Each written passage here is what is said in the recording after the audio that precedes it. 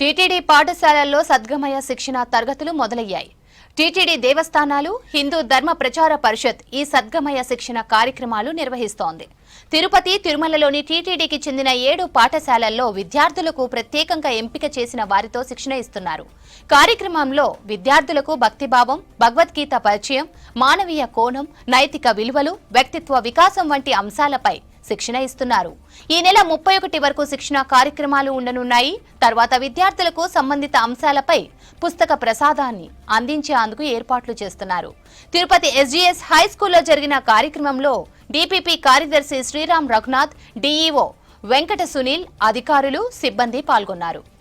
పుస్తకాల్లో ఉన్నటువంటి పాఠాలు ఏవైతున్నాయో వాటిని కంఠస్థం చేయటం, వాటిని పేపర్ మీద పెట్టడం, దాంట్లో మార్కులు ఇస్తే బాగా చదువు వస్తుంది, బాగా చదువు చెప్తున్నారు అనే ఒక అభిప్రాయానికి వస్తున్నారు.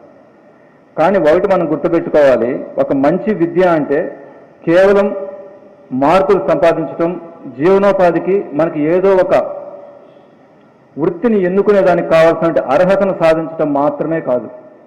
నువ్వు ఏ వృత్తిలో అయినా ఎంత నైపుణ్యము, ఎన్ని మార్కులు ఉన్నప్పుడు కూడా వీటన్నిటికంటే ముందుగా మనం ఒక మానవత్వం కలిగినటువంటి మనుషులుగా మనం రూపొందాలి. అలా మనలో ఒక మానవతా విలువలు ఉన్నట్లయితేనే మనం ఒక మంచి స్నేహితుడిగా, మంచి బిడ్డగా, మంచి తండ్రిగా, మంచి సహోదరులుగా, ఒక మంచి అన్నిటినీ మించి ఒక మంచి పౌరుడిగా మన ఈ సమాజంలో ఉంటాం.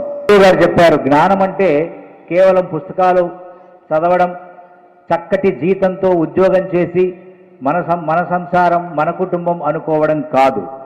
సత్ప్రవర్తనతో కూడిన ధార్మిక నైతిక జీవనాన్ని మనము గడిపినప్పుడే సమాజ హితకరమైనటువంటి జీవనం మనం గడిపేవాళ్ళం. మనమంతా గతంలో మేమంతా ఉమ్మడి కుటుంబాల నుంచి వచ్చాం. అవ్వలు, తాతలు మంచి కథల రూపంలో నీతి కథల్ని ఎన్నో మాకు అందించడం, చక్కటి పద్యాలతో కూడిన పాఠ్యాంశాలు ఉండడం, తద్వారా ఏది సమంజసం, ఏది అసమంజసం అన్న విషయాలు ఎన్నో కూడా విద్యలో